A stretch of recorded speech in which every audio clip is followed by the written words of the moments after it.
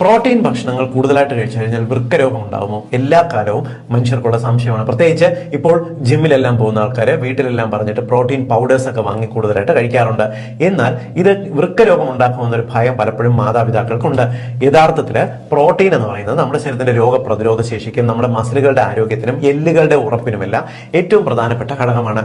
നമ്മൾ കഴിക്കുന്ന ഇറച്ചി, മീന്, മുട്ടയ്ക്കകത്ത്, പാലിനകത്ത്, പാൽ ഉൽപ്പന്നങ്ങൾ, പനീർ പോലുള്ളവയ്ക്കകത്ത്, നട്ട്സിനകത്തും അതേപോലെ പയറുകടല, പരിപ്പ് അകത്തെല്ലാം തന്നെ ധാരാളം പ്രോട്ടീനുകൾ അടങ്ങിയിട്ടുണ്ട്.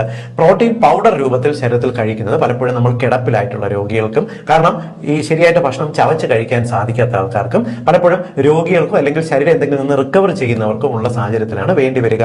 ഭക്ഷണത്തിലൂടെ നമ്മൾ പ്രോട്ടീൻ കൂടുതൽ കഴിക്കുന്നതാണ് ശരീരത്തിന് എപ്പോഴും ആരോഗ്യകരം. കാരണം ആരോഗ്യമുള്ള ഒരാളിന് 1 കിലോഗ്രാം ബോഡി വെയിറ്റിന് 0.8 ഗ്രാം വരെ നമുക്ക് പ്രോട്ടീൻ കഴിക്കാം. അത് നിങ്ങൾ നന്നായിട്ട് വ്യായാമം ചെയ്യുന്നു, മസിലിന്റെ വോളിയം വർദ്ധിപ്പിക്കണമെന്നുണ്ടെങ്കിൽ, വൃക്കരോഗം ഇല്ലെങ്കിലോ പ്രമേഹ രോഗമൊന്നും ഇല്ലാത്ത ആൾക്കാരാണെങ്കിലോ നിങ്ങൾക്ക് അത്യാവശ്യം 1.6 ഗ്രാം വരെ 1 കിലോഗ്രാം ബോഡി വെയിറ്റിന് കഴിക്കാം.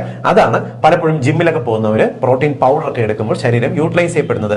എന്നാൽ വ്യായാമം ചെയ്യാത്തവരാണ് പ്രോട്ടീൻ അമിതമായിട്ട് എടുക്കുന്നുണ്ടെങ്കിൽ ഡെഫിനറ്റ്ലി അത് വൃക്കകൾക്ക് ലോഡ് കൂട്ടുകയും അത് വൃക്കരോഗം ഉണ്ടാക്കാനുള്ള സാധ്യത നിലനിൽക്കുകയും ചെയ്യുന്നു. അതായത് നിങ്ങൾ ഇപ്പോൾ മറ്റുള്ളവർ ചെയ്യുന്ന കണ്ടിട്ടോ പരസ്യത്തിൽ കണ്ടിട്ടോ പ്രോട്ടീൻ പൗഡർ ഒക്കെ വാങ്ങി വെറുതെ ഇരുന്ന് കഴിക്കുകയാണെന്നുണ്ടെങ്കിൽ, ഭക്ഷണത്തിന് പകരം പ്രോട്ടീൻ പൗഡറുകൾ കഴിക്കുകയാണെന്നുണ്ടെങ്കിൽ ശരീരത്തിൽ അളവിൽ അധികം പ്രോട്ടീൻ പൗഡേഴ്സ് എത്തുകയും ഒന്ന് ഇതിനകത്തുള്ള പ്രിസർവേറ്റീവ്സ് ശരീരത്തിന് അപകടം ചെയ്തു എന്ന് വരാം.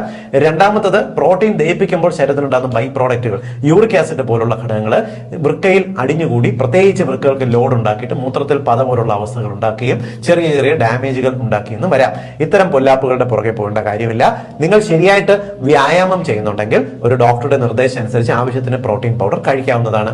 ഇനി നിങ്ങൾക്ക് ഏറ്റവും നല്ലത്, പ്രോട്ടീൻ പൗഡറിനെക്കാട്ടി നല്ലത് മുട്ട, മീന്, ഇറച്ചി പോലുള്ളവ ശരീരത്തിന് ആവശ്യത്തിന് അളവിൽ കഴിക്കുന്നുണ്ടെങ്കിൽ എത്ര നന്നായിട്ട് വ്യായാമം ചെയ്യുന്നവർക്കും ആവശ്യത്തിന് പ്രോട്ടീൻ കിട്ടും. ഇപ്പോൾ സംശയം മാറിയില്ലേ? എല്ലാവർക്കും വേണ്ടി ഒന്ന് ഷെയർ ചെയ്തു.